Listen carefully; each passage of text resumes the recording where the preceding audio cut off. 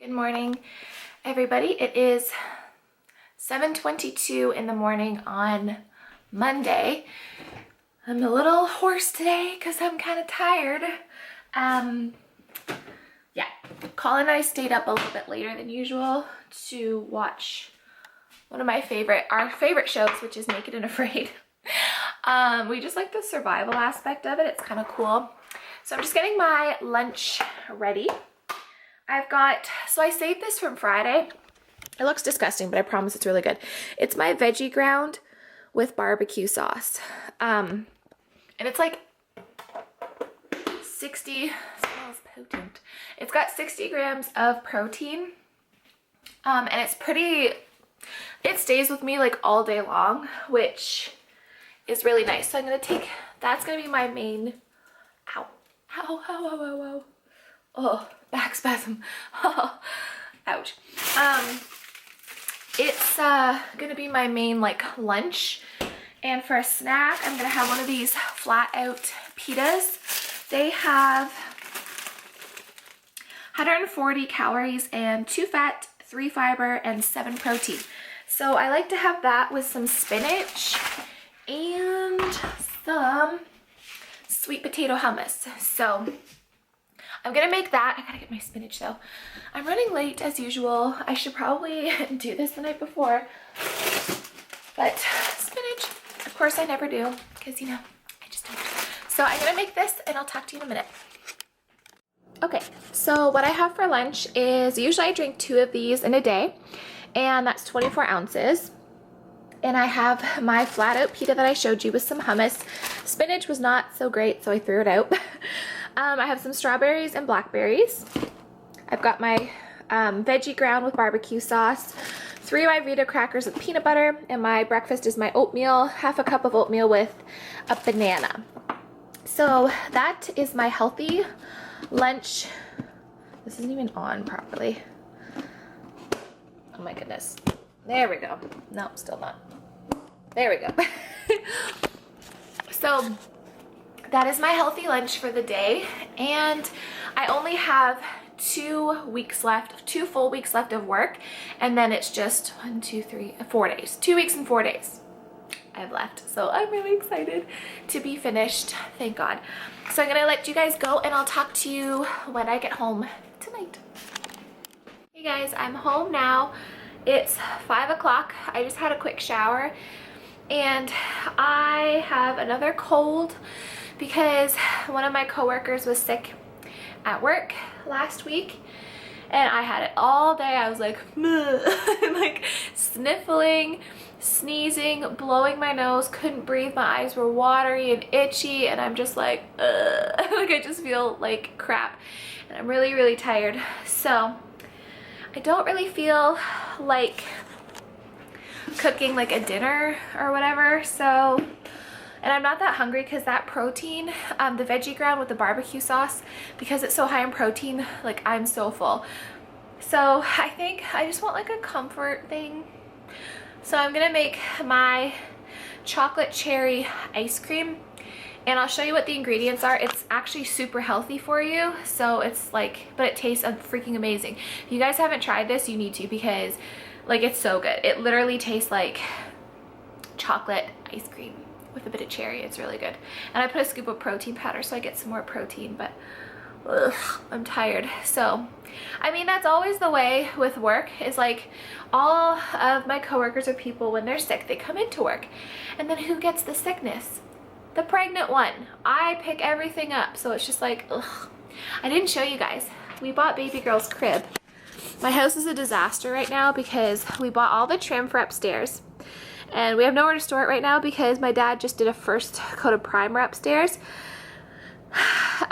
So we can't put it up there right now, but it'll be up there this week. So that's all the trim. And this is her crib. I've got clothes on there. It's by Eddie Bauer, and it was on sale at Sears for, I think, $430 was what I paid after tax. And it's the Langley crib in white, and it's beautiful. And my mom bought, those are our doors too. That's the faucets for the upstairs bathroom. And that's the crib mattress. Is my camera gonna autofocus now? No, it's not. It's still not gonna do it. I have to fix that setting. But anyways, the reason that I wanted to buy that one too is because all of the other cribs like just looked cheaper and they felt cheaper, where that feels like solid wood and it's like really good quality. So I'm like, I'm not gonna buy some shitty cheap crib just for the hell of it. Like, I'm gonna buy proper. So I'm really happy. There's a crumb on my floor. So I'm really happy about it. And yeah, so I just have to clean up a couple dishes. I'll show you guys what my dinner looks like. I'm gonna do nothing because I feel like dump. Okay, so these are the ingredients for the smoothie. So first you're gonna need some sort of protein powder. I use the Gourmet Whey and it is vanilla flavored. You're gonna need a banana just to thicken it up. And that's, is that me? Oh, never mind. Cocoa powder, because that will make it chocolatey. I use the Coconut Dream milk because it makes it really creamy and it's just really, really good. And then you're gonna need dark sweet cherries, and obviously frozen, because if you use frozen cherries, then it'll make it cold like ice cream. So you just put all that in like a blender. Very little bit of this, by the way. If you use too much, it'll turn out like a smoothie consistency. So I just put like a splash of this so that it turns out to be like a legit ice cream. So I'll show you what it looks like when it's all finished. So that is the finished product, and sometimes I'll put a bit of granola on top. It's so good. It doesn't look like much, but it's actually super filling, and I think it's because of the protein powder, but yeah, it's really, really good. So I'm gonna eat that for my dinner.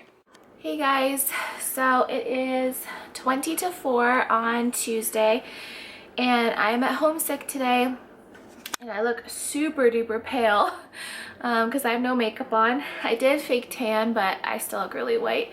So I apologize for the lack of makeup. I just have lipstick on, my eyebrows, and some mascara just to kind of make myself feel better. I thought that I had a sinus infection this morning because the stuff coming out of my nose was like disgusting and not clear.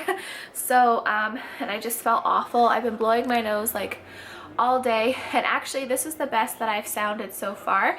I think it's because I had a steaming hot shower, and I think that kind of like loosened everything up. But just like having a shower and fake tanning, and I'm just painting my toes, I'm now exhausted. So I might have a nap, but I'm not too sure. I'm just watching Dr. Phil right now. Colin's supposed to be home around like 5, between 5 and 6. So yeah, I've just got my like maternity top on, nursing top from H&M, no bra because I don't feel well, I'm not wearing a bra, and just some leggings. And I'll show you my toes. So I painted them pink with a little design, but I think at this point, like, that was the hardest thing in the entire world to do, is paint my toes at 27 weeks pregnant. So I think that's going to be the last time. And in the future, I should drink some water. And then in the future, I'll just get pedicures from here on out, because that was way too hard. So I feel like dump today. I feel really bad because my mom's at work without me, and she misses me, and I miss her too, obviously. But yeah, my dad primered upstairs, so we get to take the plastic down soon, which thank God, because it's annoying. But yeah.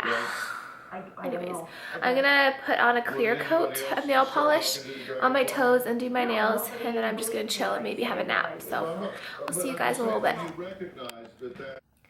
Hey guys, so it is Wednesday, March 29th, and I'm off work again today. As you can probably hear in my voice, I am still sick, and I thought, excuse me, just having like one more day to rest would be really good for me. My nose is still stuffy. I feel slightly better today, but after putting my makeup on, like, I'm just exhausted now. And it's gone a little bit in my chest. I still have like green stuff coming out of my mouth, which is disgusting. And I have to go to pick up my mom shortly from work because she's coming with me to my midwife appointment. I have so much to talk to you guys about. It's not even funny. Nothing like health related, just kind of why I might be switching hospitals, and might have to, hopefully not, but have to go, not hopefully not like it's a bad thing, but I'd really like to have my midwives. But if I have to go to a different hospital where they can't go, then I would have to get an OB. But I'll explain all that probably my pregnancy vlog, although my pregnancy vlog I have a lot to talk about, so it might be a long one, but I don't know. I'm a little concerned. I think it's just maybe normal because I am sick, but you probably can't tell. No, you can't tell it all in the camera, but the whites of my eyes are a little bit yellow, just like a little bit, and I know that's like a jaundice thing. So I don't know if it's because I'm sick, because you know when you're sick your eyes look more like glossy and just not as vibrant and like healthy and stuff. I'm hoping that's kind of what it is, but I'm gonna ask her today. I have a lot of questions to ask her today and to go over, just in terms of like the birth, because the hospital that I originally was going to go to is one that they primarily deal with. There's nothing wrong with the hospital, like it's a lot smaller because it's in a small town. So my biggest concern was that they don't have a NICU unit, like is it neo intensive care unit or neonatal intensive care unit, whatever, NICU, NICU, NICU, I don't know, I feel weird every time I say it. You know what I'm talking about. Because it's a smaller hospital, it doesn't have that. So my concern is that, you know, no matter what, like even if she's healthy, if I happen to like spike a fever during birth, she has to go to a NICU. If she's jaundice, she might have to go to a NICU. You know, and with that, at the sorry, it's disgusting, I know, look how orange my fake tan came out on my knuckles. So what happens is if baby girl has to go into the NICU at this hospital I was going to deliver at, they would have to transport her via helicopter, I think, to one of the other major hospitals. And somebody told me, and actually his wife is a nurse at the hospital that I was gonna be at. She didn't deliver there because she's a nurse there, and she said that they don't allow the mothers in the helicopter with the baby, and that would freak me out. Like, can you imagine delivering your child and then they have to be transported to another hospital and you're not allowed to ride with them? And like, I don't know, it just stresses me out. And I think I'd just rather have, not that bigger hospitals are better, I'm not at all saying that. I think it has to do with the care that you get at the hospital. But for a first time mom, and I'm sure you mothers would agree, I just think it might be better to have everything in one hospital. If God forbid something happens or she has to go in a NICU, I don't want to have to, you know, she gets flown out somewhere and then Colin and I have to drive longer. Like, it's just better if everything is there and I can be with her the entire time. So I'm going to talk to my midwife about it today. I'll let you guys know how it goes, and I might come home and film my pregnancy update, even though I feel like poo. But yeah, so I have to leave shortly, so I'm just gonna get dressed and then go, and I'll talk to you guys when I get back. Sorry. Hey guys, so it's now 1:12 and I'm back from my midwife appointment. All looks fantastic. She said that my eyes are not yellow to her. She doesn't think there's a concern there, so it's just me being dramatic. She said, you look sick. Like, she could tell I'm sick in how I look and everything. Hold on, I have to answer my mother-in-law 1 second. Sorry about that. So yeah, everything went really well. Baby girl is, which is surprising to me, I didn't think it would happen this early, but she's head down, and here, I can show you my belly. So her butt is like right here, And so her bum's here, her feet are here, and her head is down here. So she's primarily like this on this side. And they measured my belly, and I'm measuring at 28 weeks, even though I'm 27 weeks tomorrow. But she said in terms of like ultrasound, percentage of growth, and the measurement, like now, because I'm measuring a head, she said it's not really super accurate in terms of how big she's going to be. So they're like, you know, take it with a grain of salt, but you know, they can be off certainly by like a pound up or down. So she's like, no, like you won't know till she gets here kind of thing. So yeah. So her heartbeat is 155, and they both said when they put the Doppler on, they're like, whoa, she's got a strong heartbeat. So that made me smile that she's got a good strong heartbeat. And in terms of switching to a hospital, like a level, they call it a level 2 hospital in a bigger city, they did address my concerns, and they basically said that out of 300 babies that are born that they deliver, maybe 5 have to go into a NICU. They said, yes, obviously you cannot predict what's going to happen. However, at this point in my pregnancy, I'm very low risk. Everything looks fantastic. And my midwives, they said, you know, there's a team of us and we watch you like a hawk. You know, if everything looks great, then we'll deliver. If something doesn't look right, we'll like send you somewhere else. But they said, you know, that's probably not going to be the case for you, just because this is a low risk pregnancy. They did say that God forbid if anything happens where baby girl needs to be transferred to a level 2 or level 3 hospital, they have a fantastic transport team that comes in. They're incredibly trained nurses, and I would be able to go in the ambulance with her, God forbid if anything did happen. So that made me feel a lot better. And the one midwife said, you know, I understand your concerns, but she said, because it is so rare and we are all professionals who are watching you so closely, she said sometimes just because you get a level 2 or a level 3 hospital doesn't mean you're going to get the best care. And that's so true, because my mom and lots of people I know went to hospitals around me that are supposed to be the best of the best and either had awful nurses or awful doctors or, you know, whatever. So I would almost rather be at a smaller level 1 hospital where, you know, I can still have a C-section. It's not like they have everything that I need. It's just if something's like really wrong with baby, then they have to ship her somewhere else. So like this hospital's fine. Like if I need a C-section, I can get a C-section. It's not like it's a good hospital. And she said sometimes it's better to be in a town that you're familiar with, and you know, you're familiar with us, we're familiar with you. We know you know, what to expect because we've been the ones with you. So she said, you know, just because you go to a level 2 or level 3 doesn't mean you're getting the best care. And I said, I 100% agree. So I'm going to stick with the hospital in my town. And the good thing about it is it's only like 15 minutes away. And my whole family's, well, my immediate family is here. My brother's like 45 minutes away, but he would be no matter what hospital I went to. And my uncles and aunts and that are a little ways away, but that's okay.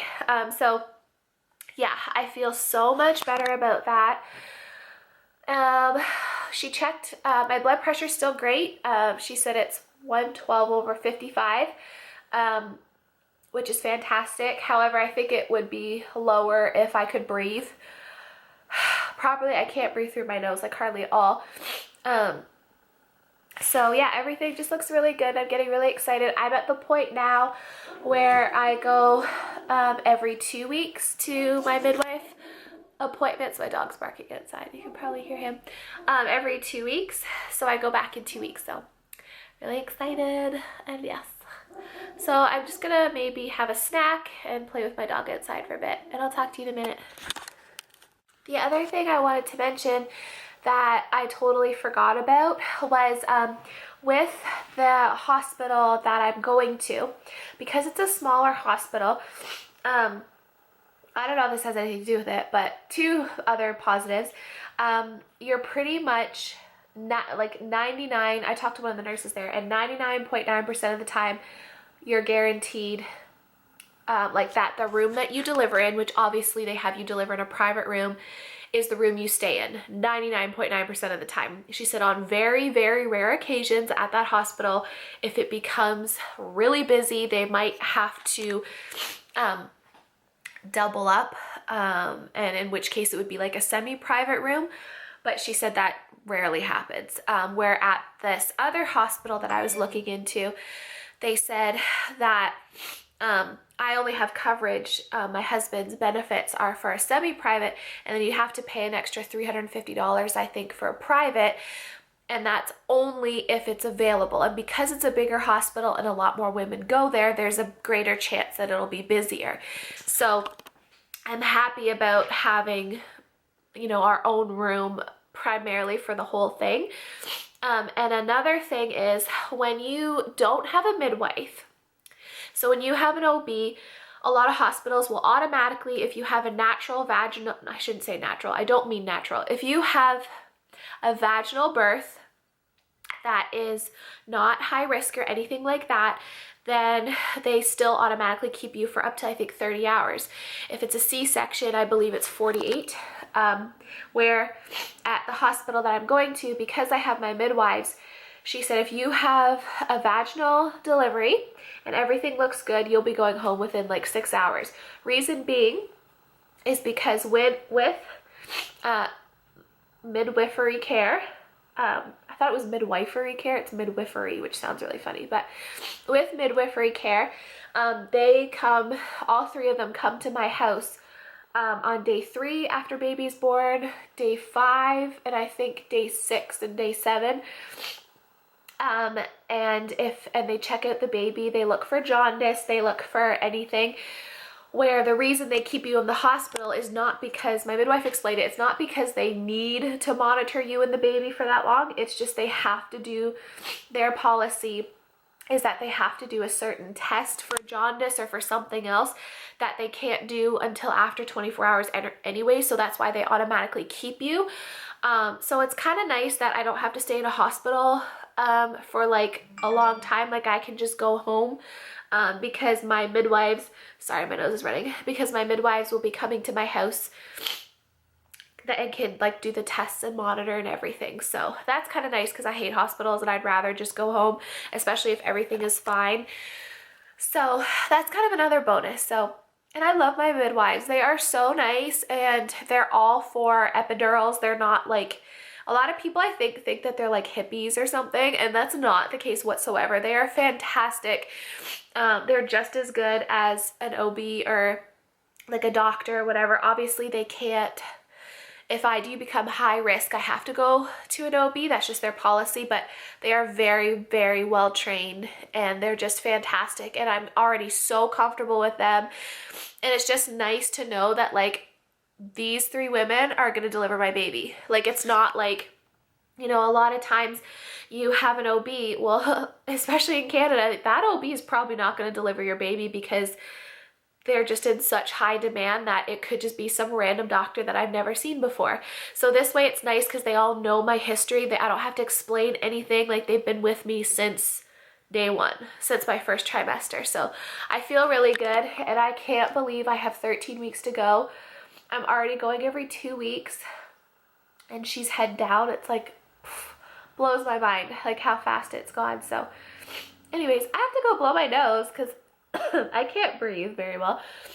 And I'm gonna have a snack and I'll talk to you later.